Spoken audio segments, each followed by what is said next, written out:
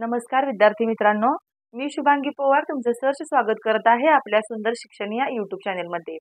तर बघा, आपण आजच्या व्हिडिओमध्ये काळ व काळाचे प्रकार पाहणार आहोत। तर बघा, तुम्हाला सगळ्यांना माहितीच आहे की काळाचे प्रकार कोणते कोणते आहेत। तर बघा, आज तेच आपण या व्हिडिओमध्ये पाहणार आहोत। जर चॅनलवर अजून नवीन असाल तर चॅनलला सबस्क्राइब करायला विसरू नका आणि व्हिडिओ शेवटपर्यंत बघा, जेणेकरून तुम्हाला या व्हिडिओबद्दल पूर्ण माहिती तुम्हाला मिळेल। तर बघा, आता आपण पहिल्यांदा बघूया की नेमकं काळ कशाला म्हणायचं असतं। नेमकं काळ म्हणजे काय? तर बघा, वाक्यात दिलेल्या क्रियापदावरून जसा क्रियेचा बोध होतो तसेच ती क्रिया कोणत्या वेळी घडत आहे याचा जो बोध होतो आपल्याला, त्याला आपण काळ असं म्हणतो। बघा, आता एखादं वाक्य आहे आणि त्यामध्ये जी क्रिया आपल्याला दिलेली असते ती क्रिया नेमकी कोणत्या वेळी घडत आहे, म्हणजे याचा आपल्याला जो बोध होतो त्यालाच आपण काळ असं म्हणतो। तर बघा, आता काळाचे एकूण 3 प्रकार आहेत, ते आपल्या सर्वांना माहितीच आहे। काळाचे एकूण 3 प्रकार आहेत, त्यामधला पहिला प्रकार आहे वर्तमान काळ। त्यानंतर आहे भूतकाळ आणि त्यानंतर आहे भविष्यकाळ। तर बघा, आपण काय करूया, आता सर्व बेसिक पासून आपण हा व्हिडिओ पाहणार आहोत। तर बघा, आता आपण पहिल्यांदा बघूया की नेमकं वर्तमान काळ कशाला म्हणायचं, त्यानंतर भूतकाळ कशाला म्हणायचं आणि भविष्यकाळ कशाला म्हणायचं, हे आपण पहिल्यांदा पाहूया। बघा, आता नेमकं वर्तमान काळ म्हणजे काय आपल्याला पहिल्यांदा बघायचं आहे। तर बघा, याची व्याख्या काय असते, क्रियापदाच्या रूपावरून एखादी क्रिया आत्ता घडते जेव्हा असे वर्णन केलेले असते तेव्हा त्याला आपण वर्तमान काळ असं म्हणतो। बघा, तुम्ही ह्या व्याख्या नोट डाऊन करून घेऊ शकता। क्रियापदाच्या रूपावरून एखादी क्रिया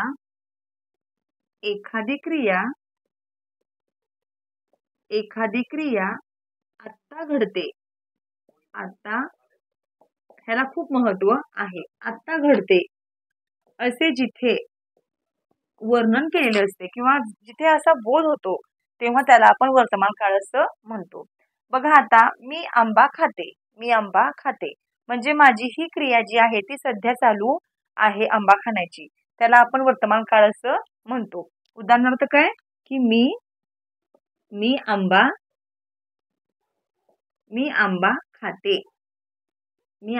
खाते म्हणजे ही क्रिया माझी सध्या चालू आहे आंबा खाण्याची, हे वाक्य आहे वर्तमान काळातलं वाक्य आहे। म्हणजे जी क्रिया सध्या चालू आहे त्याला आपण वर्तमान काळ असं म्हणतो। आता आपण बघूया नेमकं भूतकाळ म्हणजे काय आणि भूतकाळाची व्याख्या काय आहे ते आपण बघूया। बघा, आता भूतकाळ म्हणजे काय, क्रियापदाच्या रूपावरून क्रिया पूर्वी घडली असेल असे जिथे वर्णन केलेले असते त्याला आपण भूतकाळ असं म्हणतो। एकदम सोपी व्याख्या आहे। क्रियापदाच्या रूपावरून क्रिया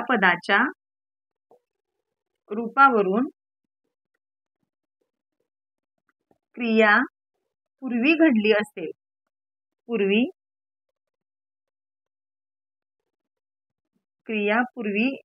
असेल असे जिथे वर्णन केलेले असते त्याला आपण भूतकाळ असं म्हणतो। बघा, आता वर्तमान काळामध्ये मी आंबा खाते, तर भूतकाळामध्ये कसं उदाहरण असणार, तर भूतकाळामध्ये असणार की मी आंबा खाल्ला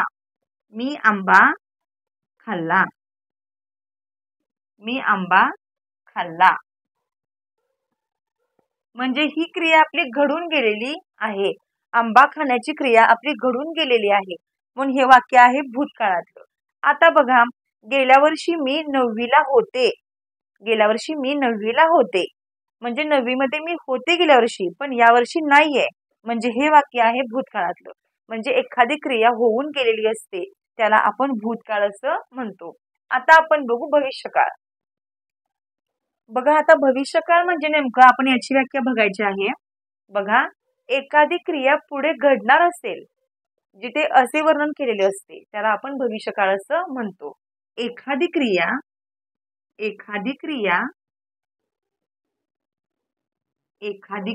पुढे घडणार असेल असे जिथे वर्णन केलेले असते त्याला आपण भविष्यकाळ असं म्हणतो। बघा, आता उदाहरणार्थ आपण काय करायचं, मगाशी आपण आंब्याचं उदाहरण घेतलंय तेच आपण घेऊ इथं। मी आंबा खाईन, मी आंबा खाईन, मी आंबा खाईन. म्हणजेच आपण हे आहे भविष्य काळातलं वाक्य. मी आंबा खाल्लेलाही नाहीये, मी आंबा खातही नाहीये, मी आंबा खाईन. मग मी पुढे केव्हाही आंबा खाईन. हे उदाहरण आहे भविष्य काळाचं. किंवा उदाहरणार्थ मी मोठा झाल्यावर डॉक्टर होईन, मी इंजिनियर होईन, मी वकील होईन. ही सगळी आहेत भविष्य काळाची वाक्ये. म्हणजे पुढे भविष्यामध्ये एखादी घटना जर घडणार असेल तर त्याला आपण भविष्यकाळ असं म्हणतो. बघा आता वर्तमान काळ, भूतकाळ आणि भविष्यकाळ नेमकं काय आपण पाहिलेलं आहे. आता आपण यांचे प्रकार सुद्धा पाहणार आहोत. बघा आता वर्तमान काळ, भूतकाळ आणि भविष्यकाळ याचेही तर आपण प्रकार दिलेले आहेत आपल्याला. तर बघा आता साधा वर्तमान काळ, त्याचप्रमाणे साधा भूतकाळ असतो आणि साधा भविष्यकाळ. हे चारही जे प्रकार आहेत या प्रत्येकाचे हे प्रकार आहेत. साधा वर्तमान काळ, साधा भूतकाळ, साधा भविष्यकाळ. त्यानंतर पूर्ण वर्तमान काळ, पूर्ण भूतकाळ आणि पूर्ण भविष्यकाळ. अपूर्ण वर्तमान काळ, अपूर्ण भूतकाळ आणि अपूर्ण भविष्यकाळ. आणि त्यानंतर रीती वर्तमान काळ, रीती भूतकाळ आणि रीती भविष्यकाळ. तर आता बघा यांचे आपण एक्झाम्पल थोडक्यात तुम्हाला मी सांगणार आहे. तर साध्या वर्तमान काळामध्ये वाक्य कसं असतं, म्हणजे शब्द कसा असतो, शेवटी जातो हा शब्द असतो. मी गावाला जातो. आणि इथं कसं होतं मग, गेला, तो गावाला गेला. आणि इथं काय, मी गावाला जाईन असं इथं शेवटी वाक्य इथं होतं भविष्य काळामध्ये. बघा साध्या वर्तमान काळामध्ये असं वाक्य होतं. आता बघा पूर्ण वर्तमान काळामध्ये कसं असतं, गेला आहे, तो गावाला गेला आहे. आणि बघा इथं मग कसं होतं, भूतकाळामध्ये कसं होतं, पूर्ण भूतकाळामध्ये गेलो होतो, मी गावाला गेलो होतो. आणि इथं काय, गेलो असेन, मी गावाला गेलो असेन असं इथं वाक्य होतं. हे आहे पूर्ण वर्तमान काळाचं वाक्य. आता अपूर्ण काय, अपूर्ण वर्तमान काळ, अपूर्ण भूतकाळ आणि अपूर्ण भविष्यकाळ.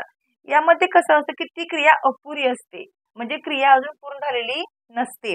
मग वर्तमान काळामध्ये ते वाक्य कसं असतं, अपूर्णचं, जात आहे, मी गावाला जात आहे, अजून गेलेलो नाहीये, मी गावाला जात आहे.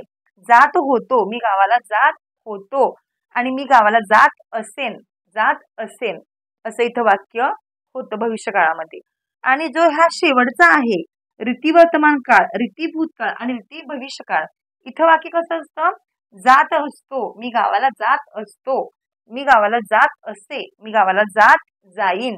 बघा असं हे रीतीमधलं काळ असतं. इथं असतो, असे, असे काही इथं आपल्याला शब्द पाहायला मिळतात. जात असतो, असे, जात जाईन असं इथं आपल्याला शब्द काही पाहायला मिळतात. तर बघा आता मी तुम्हाला या काळ आणि काळाचे प्रकार याविषयी थोडक्यात तुम्हाला माहिती सांगितलेली आहे. आपण पुढच्या व्हिडिओमध्ये अजून काही याचे क्वेश्चन्स आपण पाहणार आहोत. जर तुम्हाला हा व्हिडिओ आवडला असेल तर नक्की लाईक करा व्हिडिओला, कमेंट करून सांगा तुम्हाला हा व्हिडिओ कसा वाटला. चला तर मग आपण असंच भेटू आणखीन एका नवीन व्हिडिओ सोबत. तोपर्यंत धन्यवाद.